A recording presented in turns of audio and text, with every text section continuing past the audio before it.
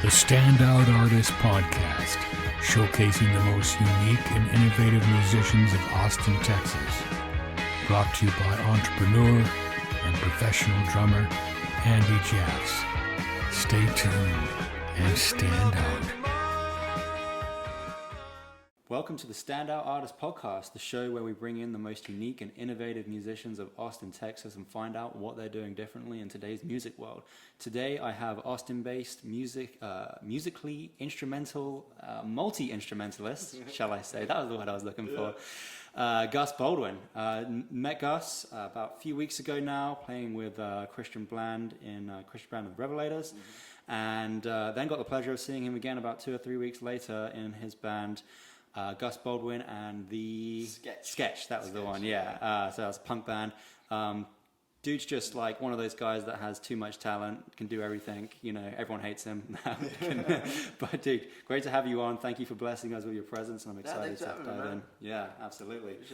So yeah, man, what's the story of you and Austin, Texas? How does that happen? Well, I come from Dallas, Texas, so I've been in Texas my whole life, and I feel like growing up in Dallas, especially growing up playing music, you end up in Austin all the time.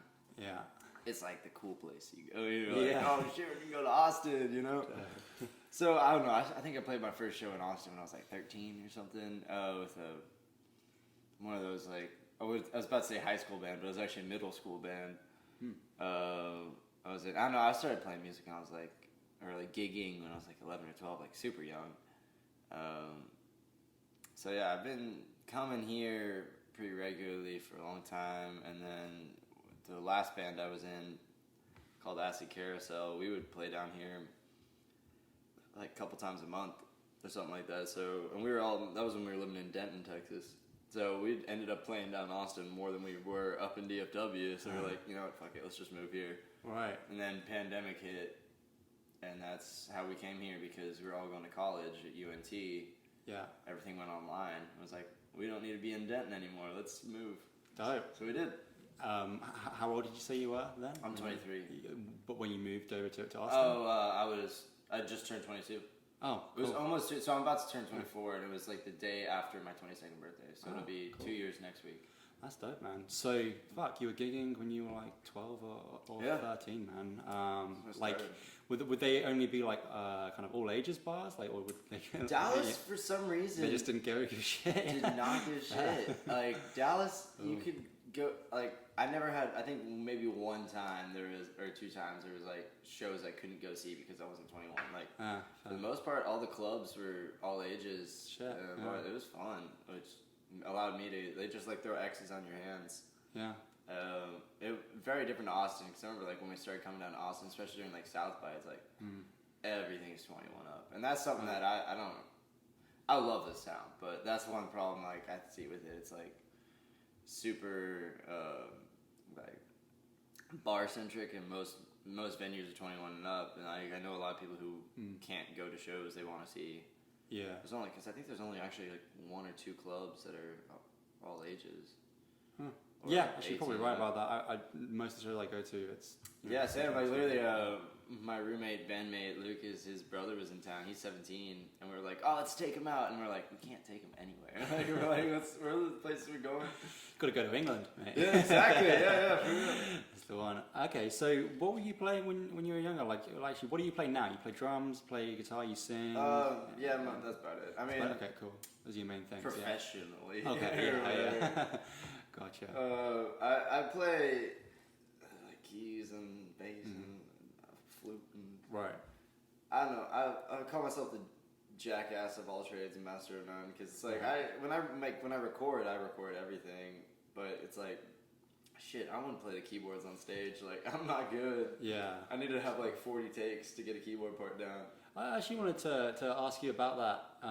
Like, when you're a multi-instrumentalist, you kind of, your attention span is divided, right? So it is hard to really specialize in one. But I mean, I've seen you play drums in one band and lead in the other, and you rock both of them. So it's like, how do you go about that? Like, how do you go about, like, do you find any challenges with being a multi-instrumentalist? I don't know, what is it like? The only challenge for me is the time, man. Like, yeah.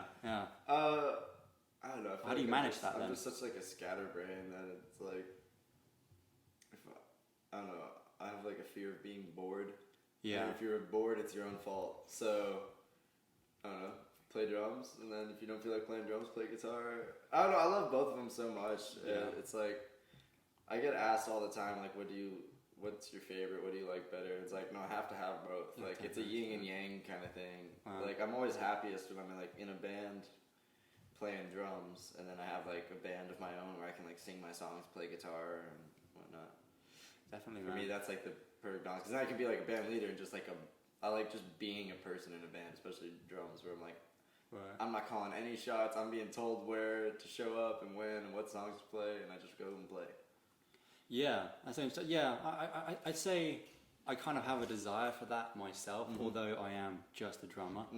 I've been like, man, it would be great to like learn how to sing, just so I could be the center of attention every once in a while, you know? I know, dude. I remember I was in my last band I was in, I was the guitar player and singer and all that I played everything in that band. Like, I started on bass and singing, then I started playing guitar and singing. Then we moved down here, we lost our drummer, and I was tired of teaching drummers my parts, because it was like me playing all of it in the studio. So I went to drumming and singing, and I was like, oh, it'd be so cool. And then at the end of it, like, I was just in the back, like, of the stage, like, singing. So, and then we went crazy on stage. So, like, people would be like, "Who was singing that song?" I was like, "That was me." In the back. Yeah, that's the thing, man. Even if you do sing and drum at the same time, you're still at the back, sitting down. You know? So you got people's butts in your face. Yeah, dancing around. So what band was this? So was that Gus Baldwin and the Sketch that you moved here with? You said, or what? No, Acid Carousel. Oh, Acid Carousel. Band, yeah. Okay, so yeah, well, tell me about that band. That was a band I did for 6 years of my life. I guess I started it with my friend John Cosmic when he and I had been playing together for how many years at that point? I was 17, so 4 years. So the bands we first started touring in and writing songs and stuff, like when I played down here for the first time, I was with him. So we started playing together when I was like around 13, and I was 17, he was 19, I think. We were in a different band, and then we started Acid Carousel, or he kind of came up with the name and the idea, and I was like, I want to do that. I want to play guitar, because I was playing drums with him.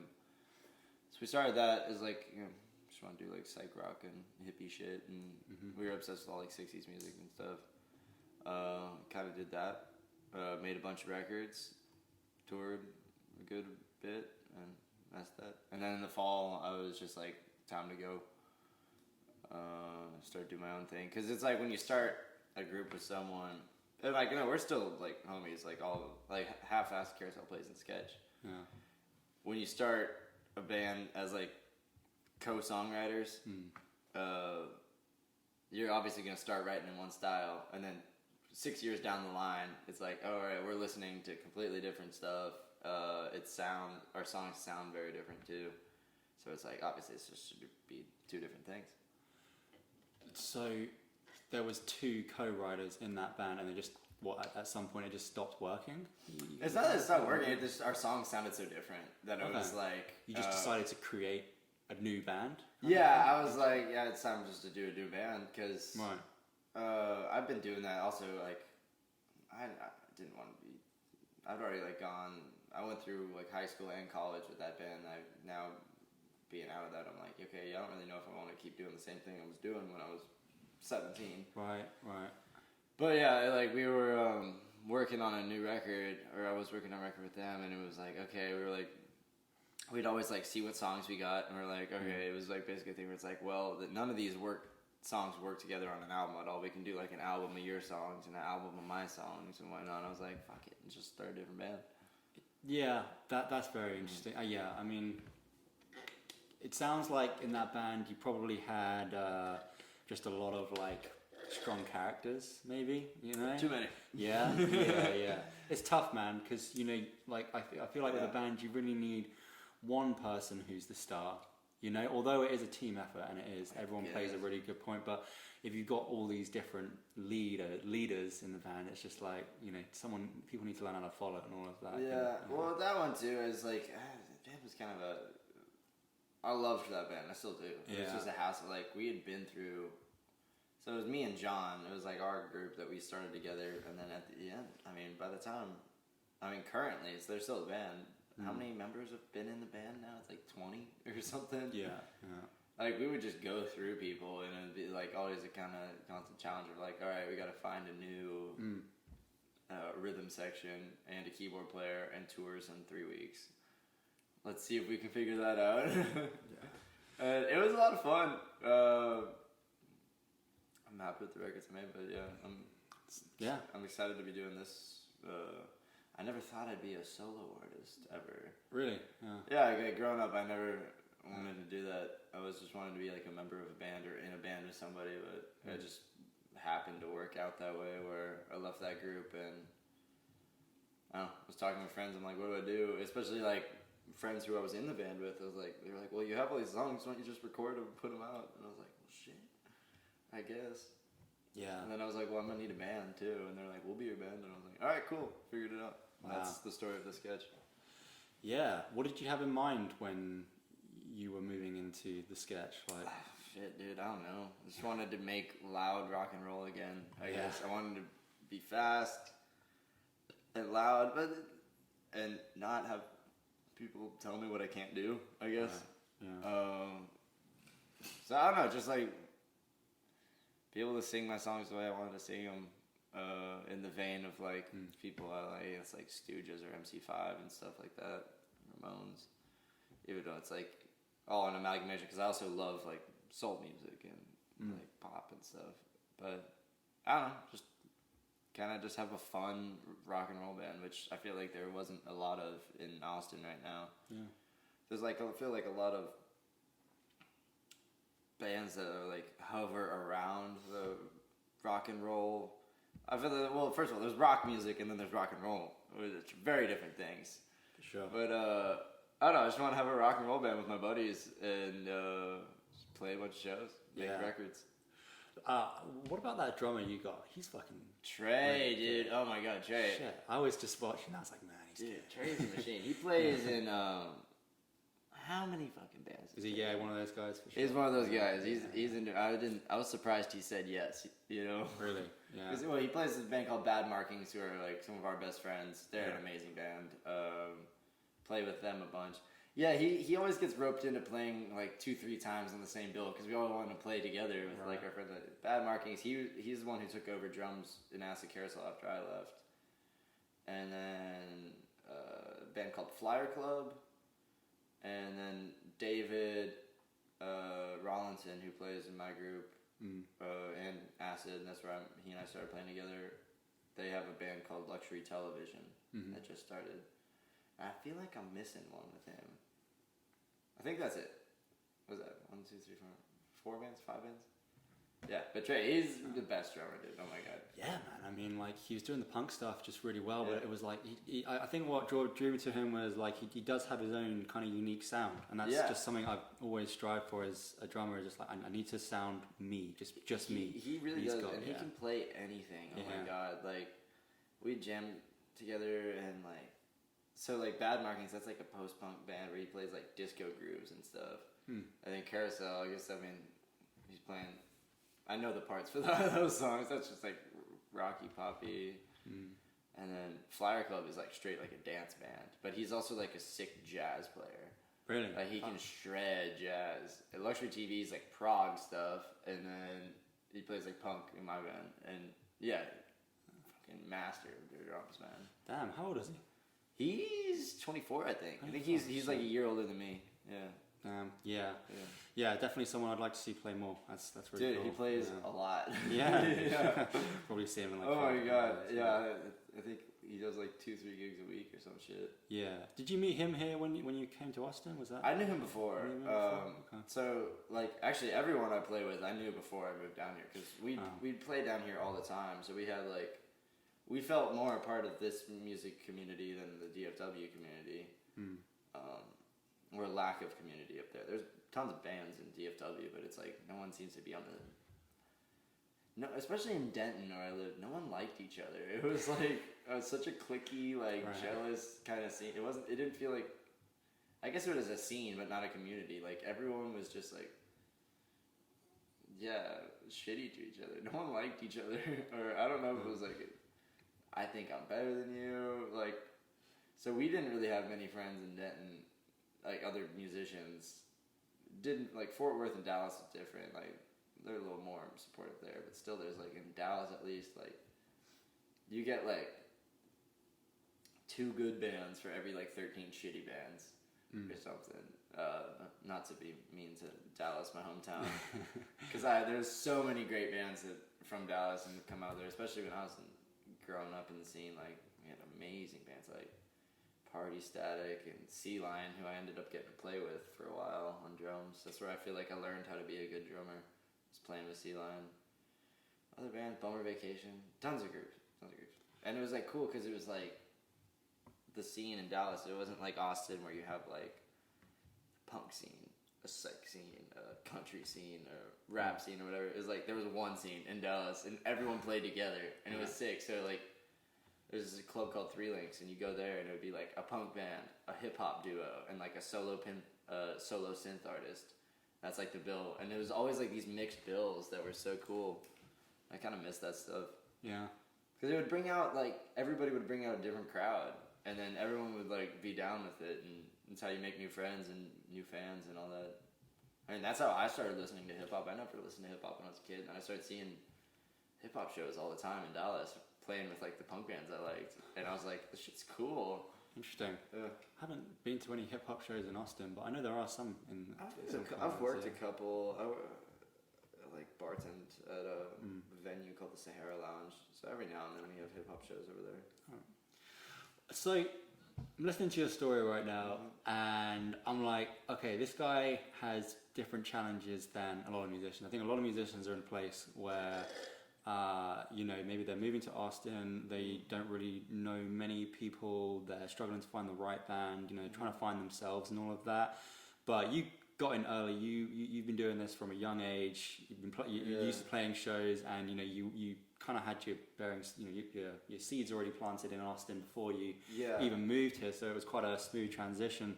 So what would you say are the main challenges you have now as a musician? Like, scheduling, man. Scheduling, yeah.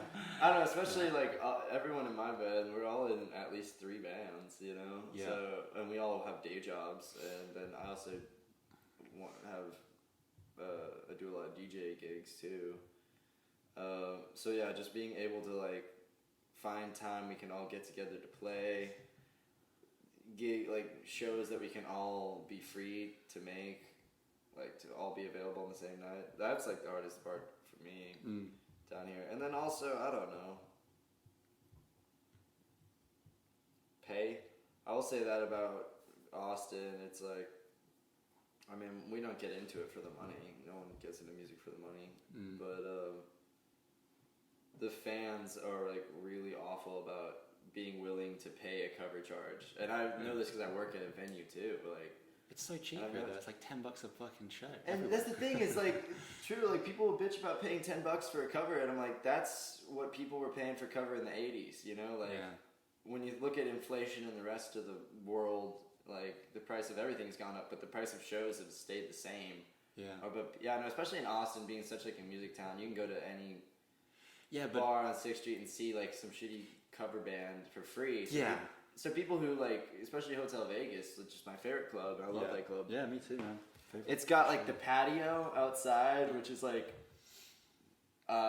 become overrun with like yuppies and stuff, but they're like, they drink a lot, but they don't go inside to see the shows. And all my friends are the door people, and they always have to like yell at people who are like trying to go in for free because they're like expecting free entertainment. There's something weird about that, and the weird thing is as well is like that's not in every entertainment industry. Like if you want to go to a comedy show, right? Most comedy shows are like 3 times as much. Yeah, they're like $30. $30. People are like, cool. Well, why do you think that is, man? I don't know, and I think it's something I've noticed more in Austin, because when I look at like, I see my friends playing shows in like LA or New York, the cover charge is like $20.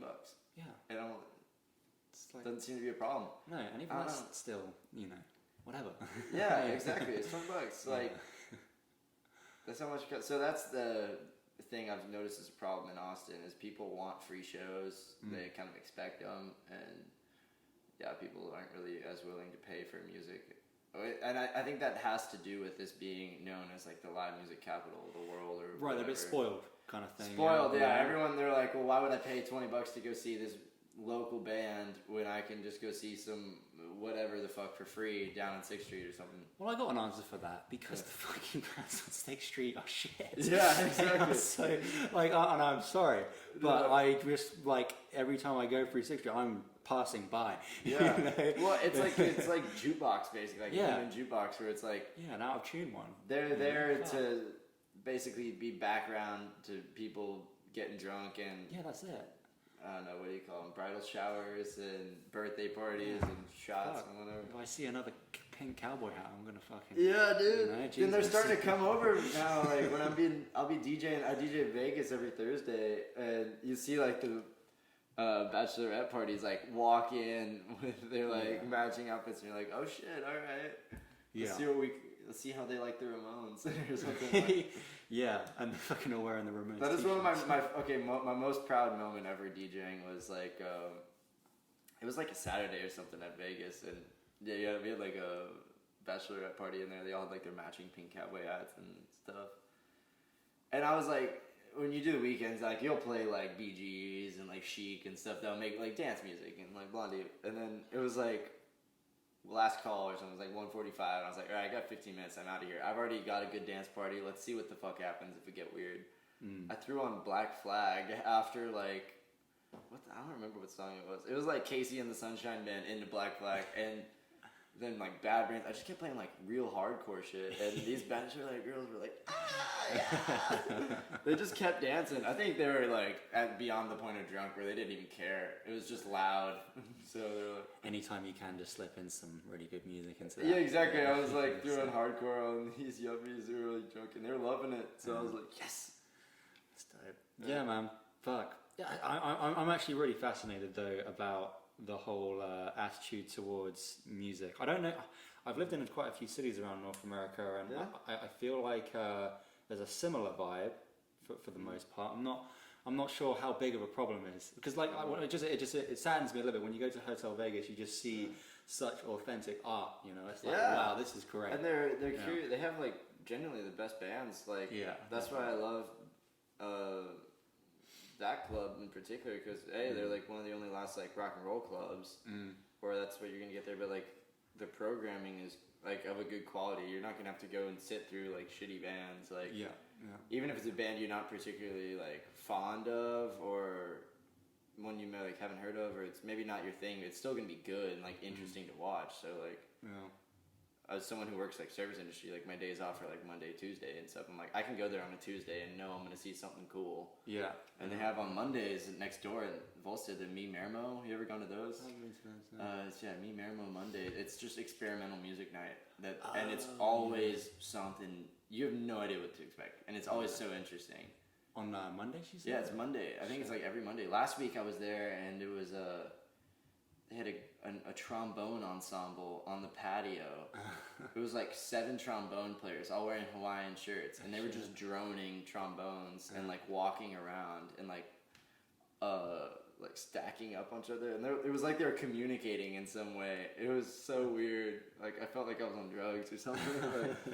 I was with my buddy Fez, and we're like, what the fuck is going on? There was just these trombones, and they were like very serious faces, and they were just like pacing around, and then they'd like face off with each other and like blow their trombones into each other. Oh shit! But there was like no melody. It was just like all drones and stuff. Like it's always weird shit like that. Yeah, I think I've heard of something like that. I gotta check that out. And then inside there was a guy singing through like a vacuum hose into like a delay. It's crazy. Nutty. I love it. Yeah. But I'm like, it's Monday night, what else is going on? Let's go see what's going on at Me Mermo. Like totally, man. There'll always be something you'll leave and be like, well, I never thought of that, and that's very interesting. And a lot of it's like performance based stuff, like stuff you can't really record, I guess, or maybe you could record it, but like the performance and like the visual aspect of it in combination with the music, and I guess a lot of it is improvisational stuff too, right? Which is cool. Yeah, but that's a really cool place to get some inspiration as well. I always feel like, you know, as a musician, you got to keep on staying inspired, right? You know, yeah, find stuff.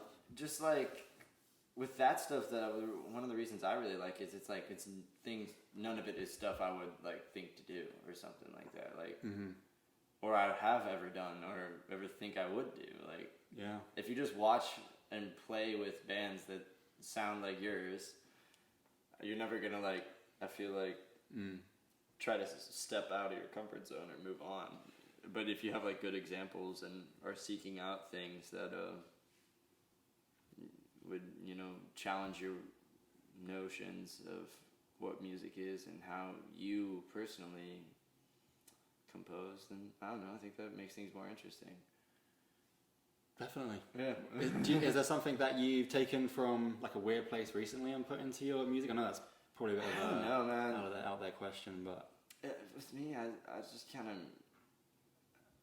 with songwriting, it's like you just kind of they happen. I feel like they do. With songs, like you just kind of they come from there. There's definitely like, especially lyrically, people I'll try to rip off.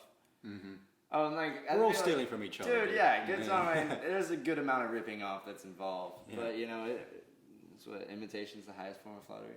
Yeah, man. I don't know. I always like if I start singing about like a particular theme too much, or like sometimes when I'm writing lyrics, I'll be like, okay, I'm singing about like pain or sadness too much, or like love and something. Like, all right, what would Beefheart do? That's like one thing I always think. I was like, what would Captain Beefheart do? Where would he go with this? And like just completely from line to line make everything like its own one sentence story and has nothing to do with each other. And I love that stuff because that's some of my favorite music is Captain Beefheart. I've actually never gone into that. What dude, kind of stuff is that? Yeah. Captain Beefheart, I don't know how to even describe it. Like, for Safe as Milk, the first record, it's kind of like blues, weirdo blues jazz, like art rock. He loved jazz, he loved old blues, but he was also like just a very weird dude. Yeah. And all the best ones are. Yeah, possibly mentally ill. I don't know, but I don't know. I'd just say go to Beefheart's discography, start at the beginning, and just keep listening. Specifically that record, Trout Mask Replica, which is like famous as like his masterpiece or whatever. It's like avant-garde type record, but the first time you listen to it, and I remember this personally, and then I remember like all my other friends and have said the same thing. It's like when you first hear it, you think it's just like gibberish garbage. Like it sounds like the musicians are all making it up as they go. Like they're just playing like bunk notes, and especially the drums are like, what the fuck are they doing? And then just this crazy guy singing these weird lyrics on top of it. Wow. And then you re-listen to it, and every time you re-listen to it, you realize that everything has like the music is very meticulously like rehearsed, right? Like to the note, and they all wrote out their parts. Like he wrote the entire record on a piano. Huh. Like the guitar part, the bass part, whatever. He doesn't play piano. He would just like play the part. He would just like sit out there and like fuck around, and then he like the drummer could transcribe music, and he'd be like, "All right, write that down. That's the bass part."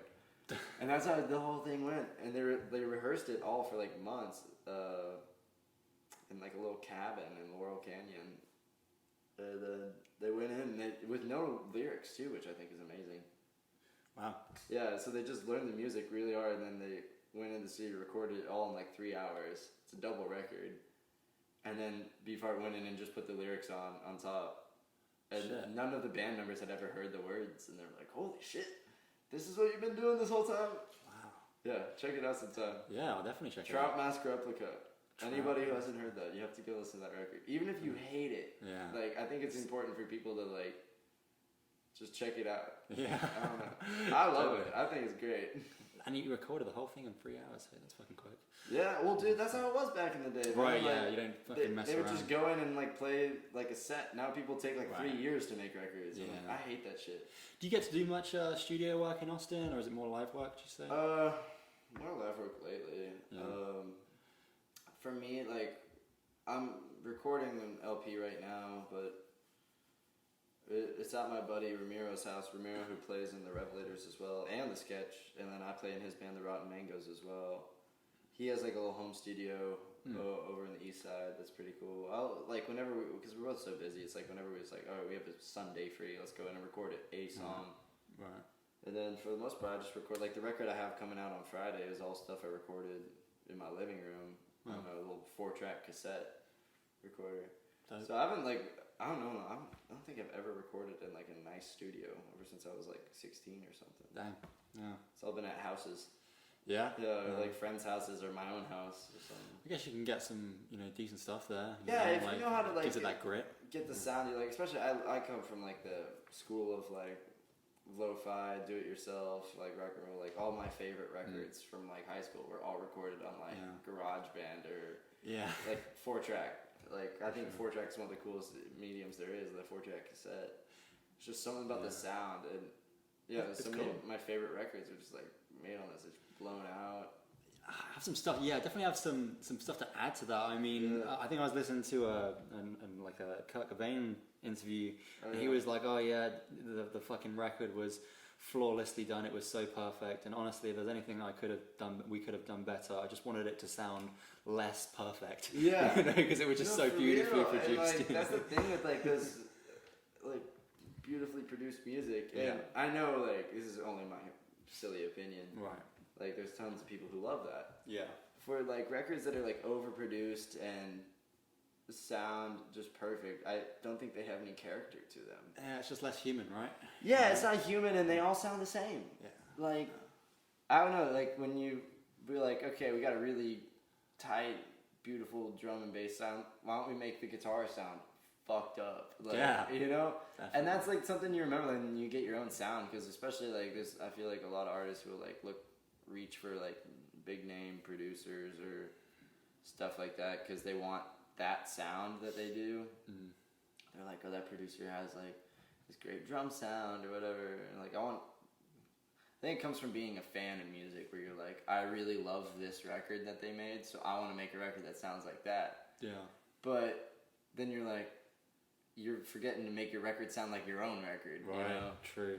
And I think that's what's cool about it. Like I think everyone who makes music should at least record themselves at some point in their life, or like demo it out, because I think that's how you're gonna find your sound. Because you're limited. You're like, okay, I don't know what the fuck I'm doing. I have like 3 pedals. Let's use them on everything. Or like, I have this amp. Why don't I record everything through this one amp? Like bass, vocals, guitar. See how that sounds. Yeah. Definitely, man. I don't know. There's just that like element of experimenting on your own time versus on the clock in like studio where you're paying for time, and it's like, well, you can't really waste time because time is money and all that. For sure, man. But yeah, there's a lot of gold in there. I think even if you're not properly recording yourself, you're just filming yourself play. Like that's something I've been doing a lot. Is just filming myself after every practice session, and then on like a Sunday, I'll just fucking watch all my videos. Interesting, yeah. Every now and then I do that on drums. I've never really done that on guitar though. It's great, man. Because this whole year has all just been my whole drumming career's been about this, but this year's been very focused on. I need to figure out what is unique about me. So I've just really been focusing on watching myself and watching other players and like just trying to dial it in. And honestly, filming yourself and watching it back is just it's good. Yeah, I need to do more of that. I haven't honestly even been playing much drums lately because I've just been so busy. Fucking Trey's been, Yeah, Trey's been holding it down. Well, like, so I play drums in 2 bands, but we don't play that often. Yeah. So, I don't know, I think I go through phases where I'll be like, I'll play drums every day for like hours. And then lately I've been on one where I've been more writing, and I usually write on guitar. And then gigging lots. I've been playing like a shitload of solo gigs, so I've just been constantly like been playing a lot of guitar lately. But it's been fun because honestly, I felt like I didn't like the first year I lived in Austin. I didn't play guitar at all. Yeah. So I moved down here playing drums with band, and I was just really focused on playing drums and practicing being a good drummer. And I remember at one point I was like, I looked at my acoustic that sits in my room, the ones I like write most of my stuff on, and I was like, I haven't played this in like months. And I picked it up, and all my calluses on my fingers had gone from the playing guitar, and it like hurt to play this acoustic. And I was like, no, I gotta play again because I wasn't gigging at all, and I mean it was pandemic, so it wasn't much happening. I think the first time I'd played guitar again on stage in like a year and a half, 2 years was we did like me and my friend Nolan Potter did like a Velvet Underground tribute show last year, and they asked me to be the drummer. I was like, no, I'm playing guitar. I want to sing. I want to be on stage again and not like in the back of the stage. I don't know, because I just hadn't sang or played guitar in forever, and I was like, I really want to do that again. Yeah. And that kind of like reignited me into like playing solo and eventually getting the band together. Honestly, what really got the sketch happening was, so I left Acid Carousel, and then I wasn't doing much. Like, the end of last fall, I was just DJing. I was like, well, I guess I'm a professional DJ now. Like, no more playing music for me. Fuck. And then it was New Year's Eve in Vegas. They were doing like New Year's Eve 1980. They pick a year every year, and then they like get people to do cover sets for like bands from the years 1980. I was like, I went up to the owner and I was like, I want to do the Clash. Like, let me put a band together to do Clash. And it's because I knew I wanted to get a solo band together, like a new band together. So I like picked all the buddies like that I wanted to be in the band. I actually asked Trey, and he said no. Really? Yeah. I was Trey, but like, so the rest of the sketch all played with me, and then it was David's brother Doran on drums. Fantastic drummer. He was playing. Actually, Nolan Potter played that too. So Doran was playing drums with Nolan Potter back then. So we just kind of combined.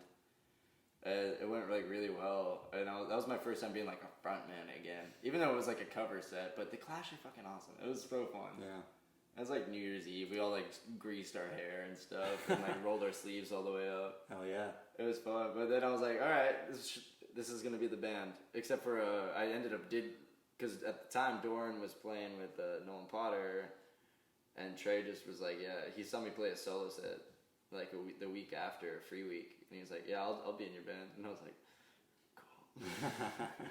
But then great, we said we were a band in like January. We got the lineup together, and I don't think we played together until like end of February, early March. So. Oh. Yeah, we started playing in March, so it's been not long at all. Wow, you guys progressed quick. That's great. Yeah, That's it what was happens when crazy. you got Like the literally, musicians. I mean, yeah, and we've all been playing for a long time too. But like, Yeah. we were like shocked when like I think we played our first show in March, and in April Vegas was like, "You guys want to do a residency next month?" And we're like, "Shit, really?" That's tight. So we did. We had like nothing released. I mean, it's also weird too because it's a solo band. Like the music.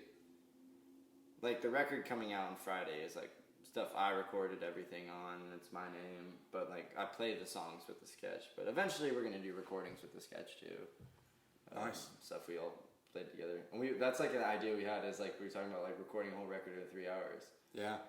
Just, like, play it like a set. Yeah, like, I don't know. There's this one record that we're, like, all kind of obsessed with and have been since high school. It's called Slaughterhouse by Ty Segall Band. Oh, yeah, I think I've heard of that, yeah. And it's like Ty Segal's, who makes amazing like studio recordings that he does like by himself, but he had his live band, and that record, I don't know, it sounds like they just played it like a set. Like there's mistakes in it. You like the vocals are live. You can hear him like cussing in between like takes he fucks up and shit.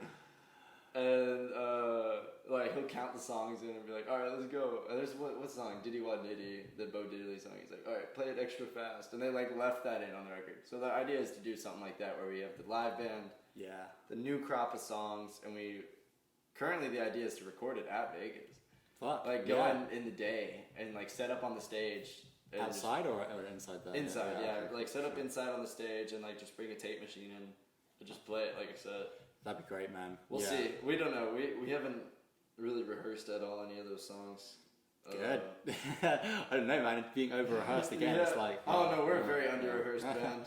Really? We barely practice. We were supposed. Let's put it this way: we were supposed to practice Sunday and yesterday. And none of those happened. Neither of those ended up working out. Oh, man. But yeah, man, there's some good like learning lessons there too. I think the more you think, the less like creative juice comes out. You know, like when someone said this to me, I can't remember who said it. Like, is the moment thinking starts, music stops. You know. Yeah. It's just like when you have less time, your creative flow just kind of comes out because you just like you do the first thing on the top of your mind, which is usually the best thing. I do believe in that a lot, and it's not like so. Thinking is not necessarily a bad thing. I think thinking should come after though. Yeah. You know what I mean? And I've seen a lot of we're our own worst critics, and it's like it's so easy to overthink yourself and psych yourself out, and then like I've had homies from years ago who like made some great music, and then they thought about it for like years, and then eventually they're like, I don't make music anymore, and I'm like, well, what happened to all those records you made? I don't know, especially when I write. Like I have, you know, like little cassette recorders at home, but I also like the voice memos on your phone. I just like if I come up with any sort of riff or like chord progression that's cool, like if I'm just noodling around, I'm like, all right, hit record on that. Let me make up a song on the. Just like pretend that you're playing a song or something. Like go off that riff and like try to, just don't think. Just sing gibberish, any word that comes to mind. Play whatever chords you feel like come to mind, and then you listen back to it and you're always like, well, that's a whole bunch of bullshit right there. But this thing right here, like that's cool. That could be a song. So that's when you like. Then you can think. Then you can be like, okay, how do I put a verse or like choruses, and then eventually you got to put words to it too. Yeah. But sometimes though, I will go back and like try to transcribe, because I feel like when you're not paying attention to the words you're saying, you're just saying anything. You just pay attention to the melody. It's like then the phoneticism of it, like it's just gotta sound right. And sometimes when you actually try to put like real words on it, or like clever words, like the syllables don't line up and the rhymes. So I don't know. Sometimes I'll try to like listen back to my shitty voice memos and be like, transcribe what I'm saying or something. And it usually makes no sense, but sometimes it's better if it doesn't. Yeah, 100%, man. I mean, there's many songs out there, right, where the lyricist just says a bunch of gibberish, but it's just like, wow, that's like iconic, man. Dude, but for real, like sometimes I'm trying to think of me and my friend Lucas, we always like make it a point to like pull out lyrics and songs that make no sense, but they're like so catchy and memorable. Queen's probably a good example of that. Like Bohemian Rhapsody, like a little bunch of the shit he's saying. Oh yeah, it's totally. just like, what the fuck is this? You know, this doesn't make any sense. Oh my god. No, there's so many things. Like I don't know. There's too many examples, but like so many like great pop songs, you like actually pay attention to what they're saying. A lot of times it's just nonsense. Yeah. You're like, what is this song about? It's not really about anything. It just sounds pretty. Right. And yeah, a lot of that probably comes from, you know, actually I do the same thing with, on my day job, I'm a copywriter, so I write sales words, basically. My creative process is I call it vomit now, clean up later. Yeah, so yeah, you exactly. just fucking get it all out and then come back and you just like, I just like pick the best bits, you know. It's great. My mom like taught me how to do that. She's an author, my mom. So like growing up, she was always writing books, and she was the one who encouraged me to like write lyrics and write songs and stuff. And she was like, told me about, because I was like, how do you like write so much? And she's like, well, I'm a terrible writer. And I was like, what? I thought this was like your job. She's like, no, I'm a terrible writer. I'm a great rewriter though. Oh, yeah. And I was like, oh, okay, I get what you're saying. And that always sucks. It's like, it doesn't matter what you write. It's like, just write something. Write something. Just don't stop. I had an English teacher in high school too, who was like, every day we'd get into class and we had to just type 2 pages, and she's like, you will get an A on this like assignment. Like, I'll give you 100 on the assignment every day as long as you don't stop typing. Wow. It's like whenever people would like stop and like, she's like, all right, beat. Wow. It was weird. It kept like just keep moving, and especially when I like write poetry and stuff like on the typewriter, which is like my favorite way to write. I don't know. There's something about that. Just having the typewriter. You have a typewriter? I have 2, yeah. Wow, and you type on it regularly? I type on it regularly all the time, dude. It's the best. Like, I don't know, especially for writing... Like lyrics? Lyrics, like, poetry, awesome. Set lists, I don't know, anything. Like, fuck. You're, like, letters. I write letters to my grandma on it. Oh, really? Yeah. Wow. There's something, it's just like... I don't know, I'm a big believer in, like, the physical media that we have, like, technology has replaced all these things, but... I think it's taken away certain elements of, I don't know, sentimentality and things mattering. Like, I mean, for me, like, the biggest example I have in my life is records, like vinyl records. Like, I love them so much because there's, like, an attachment you have with it versus just, like, streaming a song or something. If you're like, oh, I have the record, this is mine, I'm going to listen to this a bunch. I can look at the art and, like, read all, like, where they recorded it, like, who played what on what song, and... I don't know, all that stuff. There's like a big attachment to it that I think, I don't know, maybe my generation, because I was born in 1998, and I feel like people my age were like the last people who grew up with like physical media. Yeah. Where like we had CDs and stuff, like when we didn't, like, smartphones weren't a thing when we were kids, you know? Just about, right? They came out when I was like 10 or something. Yeah. But like, so we grew up without them. Like, none of us had phones and stuff. Yeah. And we had CDs, and there's like whatever like that music you have, that's like you have such a connection with it, and I feel like nothing fucking matters anymore. Like music, books, all those things. Like it's just like a little thing that pops up on your screen, and you just swipe over, and there's a whole different thing. Like our attention spans are so short. Yeah, man. Which I mean, I'm guilty. I'm an ADD little motherfucker. Well, I mean, fuck, it's tough. Like when you have scientists that invest like billions of dollars into technology to literally make it addictive, like that's the thing. It's like, well, okay, we're kind of playing against a big force here. When I was a kid, we were addicted to cool things, like cigarettes. Like cigarettes, exactly. That was like fuck. Honestly, fuck. Like it's better than being addicted to your phone. Jesus. Yeah. But yeah, man, I think I think you're raising a lot of like important issues. I think just with the way that we're doing things right now, and it's affecting art, right? I think becoming more robotic. I think it's important. Yeah. And what do we do, man? Especially, we gotta shut down the AI first of all. There's no stopping it, bro. It's gonna happen either way. Dude, that shit really scares me because I'm like. The whole point with like and like self-driving cars and stuff, all that, which I don't know if that's like a good thing or a bad thing, because like the whole point of those is it doesn't need to be flawless. Like they're gonna make mistakes. It's just like got to make less mistakes than humans do, and we make a shitload of mistakes. So like a self-driving car, it's like they're like, oh, it can't get in an accident. No, it will get in an accident. Yeah. There's also that it's like that. It's that philosophy thing where you have like the train track and like the people on the train track, and you gotta like, you can either switch the tracks and kill 2 people or kill 10 people. Utilitarianism, like. I get where you're coming from. But self-driving cars, they will apparently, if it's like they see that you're gonna like, basically run into a wall or like run over these 2 people, it's like your car will decide to kill you. Because like it's like, okay, I can run over these 2 people, or I could just run into the wall and kill the person in the car. Jesus. Yeah, that's a tough one.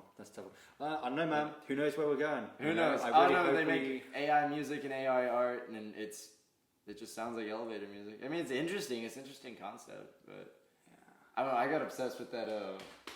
I'm sure you saw it, the AI like generator, where you like type in words and it like pulls up art. Did you see that? No, I don't know. It was like a little app they had, and it was like breaking the internet the other, I think it's a month or so ago. Okay. It was called like Dolly. It was like an AI art generator, but it was like, it wasn't good. It was funny. That's why like everyone shared it. But it was cool because you could type in like the dumbest shit, like, and it would just make Sun Ra on a night vision trail cam, and it would be like this, like it looked like Sun Ra like hanging out on a trail cam. What the fuck? That's crazy. Yeah, okay. It was weird. So AI, I don't know, but I think it's important and I'm just biased because this is what I like. I think read books, listen to records, go for a walk, hang out with people, be a human, The thing that drives me fucking crazy, and it's funny that it's like I have to do this like when I go visit my parents, like they're on their phones the whole time, and I'm like, remember you used to yell at me for being on my phone when I was in like 7th grade. Parents used to yell about me a lot of things that they think are all right now. Yeah, exactly, dude. So I don't know. If I'm going out with my friends, I'm like, let's not be on our phones. Like, let's sit and have a conversation. Like, especially eating dinner, get some drinks. Like, this is celebrating. We're having a nice time, Totally. Yeah, man. I think there's a lot of people that do care about this stuff. Like, I think the majority of people are going down a fast track of becoming zombies. But there are just a small select of people that I really hope we stick together and we empower the world. Yeah, I think so too. It's so great being a human, right? Yeah, exactly. We have so much freedom to do what we want, and especially with like I see like phones and all that, like replacing, like we've always had like population, like a good bit of the especially in at least American Western society, that it's like before phones it was like they would just read magazines and newspapers and watch TV all day, and I feel like there's definitely people who will just go with the flow anywhere you go, and then but you find the people that you like and that inspire you and make you feel good. Those people are your friends or people you're fans of, and whatever. Good vibes bring good tribes, mate. Yeah, I like that. I never heard that. I stole that from someone else, unfortunately. But yeah, man, any last words of wisdom for the musicians out there, like up-and-coming musicians that are, like, 'cause it seems like you're just in a place where you're like really delved into projects that you're passionate about, which I think is ultimate success. I don't know. I feel like I'm still a young. I don't know about up and coming, but I've been doing this for a long time. But I'm still a young guy, and I still feel like there's a lot that I want to do and need to do. I don't know. Just keep doing what you like, and keep making things interesting for you. If you're stuck in a rut, change something up about your life. I mean, I don't know. Just keep working. Keep working. Yeah. Just work out what you do and be excited to make mistakes. That's my only advice. No. My like real world advice, because you know, the cool and unique stuff will come from mistakes you make. Dope. And don't be afraid to do it. Everyone does it. Yeah. You go to any show, you'll see someone make a mistake. It's okay. Three really good words of wisdom there. What was that? That was keep on doing it, keep making it fun, don't be afraid to make mistakes. The 3 keys to becoming that's deep right there. Wise man. And don't do cocaine. And don't do cocaine. Fuck that shit. It's all fentanyl anyway. Jesus Christ. People dropping dead everywhere. Yeah. But yeah, man, what have we got to look forward to next with you? What's coming up? Shows, records? Both. This Friday we got it's my record, Thriller 2. My first solo record's coming out. Shit. It's still the stupidest fucking title. I came up with that name, Thriller 2, and I came up with it like years ago for this band Sea Lion I was in, and they're like, that's the dumbest thing ever. And I was like, that's kind of funny though, right? So when I like was mixing down this record, I put that as like the title when I sent it to my friend to like mix it down, he was gonna like digitize it for me. And he's like, you calling it Thriller 2? And I was like, no, dude, that's some dumb shit I put on there. And he's like, no, dude, that's hilarious, dude. And like my friends were like, yeah, call it Thriller 2, fucking do it. So yeah, that's coming out this Friday on my label. Me and my buddy Doran started a label called Get With It Records. That's the one that's at his place there? Yeah. It doesn't really, don't really have a location. Okay, we cool. meet up for lunch, and these are like our business meetings. I guess it's my house. Okay, cool. So like, there's a label I started with like Carousel guys. Like it was like our fake record label we had. We never really did anything with it, and then like it was more like a publishing thing. Now we're actually pressing records, so we'll see. Hopefully they sell, and we can make more. Yeah. So yeah, that's coming out this Friday, and the release show is at Hotel Vegas with our friends Neville and Porcelain. And it's also my birthday. Hell yeah! So I'm excited about that. It's gonna be fun. Dope, man. All right, great stuff to look forward to. So they can find you at Gus Baldwin. Is that Instagram? Gus Baldwin. What's my Instagram? Buddy Gus. That's where I share my shows. And then Gus Baldwin Bandcamp. Like Bandcamp's probably the best place. This week you can find merch and shows and music and stuff. Yeah, just hit me on the gram. If you're interested in coming to see a show, that's where I share that information. Slide into the DMs, let them know you're excited, and I reply to everybody except for idiots. Yeah, love it, man. Well, thank you for being on the show. It's been a pleasure having you on, and I look forward to seeing you continue, man. Thank you, man.